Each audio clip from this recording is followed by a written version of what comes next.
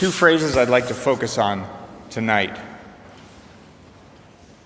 The first one is, why do you seek the living one among the dead? And then next is, the apostles' story seemed like nonsense. So, imagine all the different kind of 80s college parties. Imagine all the 1980s college party movies you've watched in your life. Hopefully it's very few. It's not a great genre of film. But there's always the kind of trope and situation where, the heroes, the main characters of the story, they come out and then they go to a party, and then someone along the line, after seeing what's going on, they go, "This party's lame. Let's get out of here." And then the plot of the movie goes on as they find the cooler party. Hijinks ensue, they get in trouble, maybe suspended, etc., etc. But the thing that sets off the action is, this party's lame. I don't want to be here anymore. Let's get out of here and do something better. That is the invitation that the angel, that man in dazzling white robes, is giving to all of us.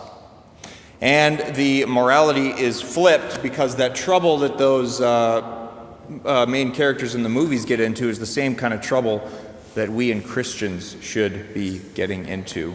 Not trouble of partying and being bad and debauching, but getting into trouble in this world so that our actions don't really make sense, and that those who see us think we're talking about nonsense. I don't mean to babble around like an idiot, but people, the way we act should not really fit into the world. It should not be a nice fitting puzzle piece, because what we're doing is talking about people being raised from the dead, and love conquering death, and sin having no more eternal consequence.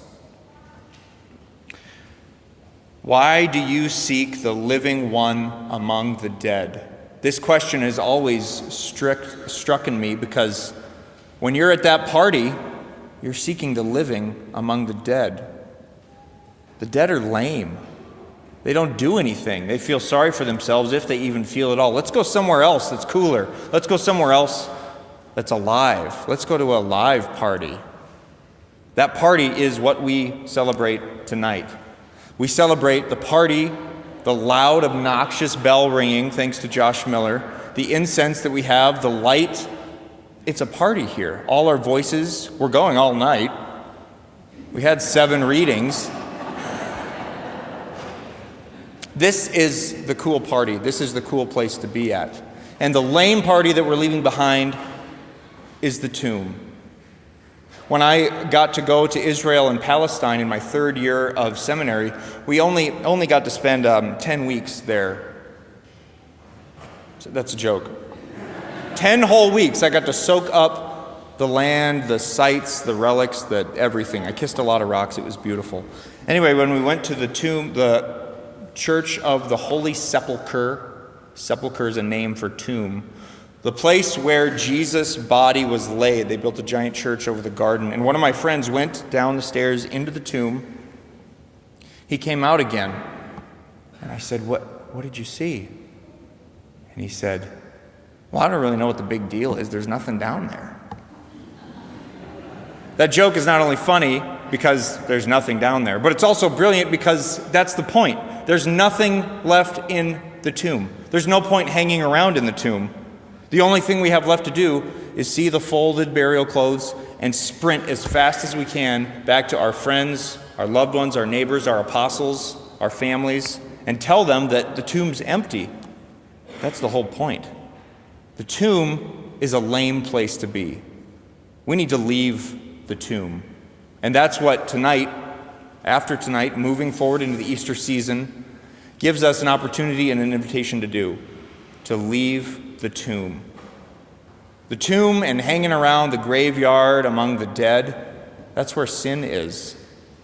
But the light of Christ, that's this candle we made such a big deal about all night through this liturgy, that light calls us from the non-being of sin. It calls us from the lame, boring ways that sin take our humanity down with it. No, we're called to be loud, to be obnoxious, to be good and to be whole as we dance among the living and leave the tomb behind. The tomb can look like many things. The tomb can look like your bed in the morning with a snooze alarm going off 5 times in a row. The tomb can look like a really harmful relationship that you just can't get out of. The tomb can look like some sort of addiction, whether sexual or chemical or any sort of addiction. And the tomb can look like apathy. I don't really want to get better. I think I'm a good enough person. We'll just leave it at that. No, this night, this light and this fire and these noises and everything that's going on here is an invitation and a starting gun for us to sprint away from the tomb towards the resurrection to spread the good news that not only is Jesus risen, but all the bones and dust and cobwebs and all the sin that we're leaving behind doesn't have a say anymore. It doesn't have any sort of control over us anymore.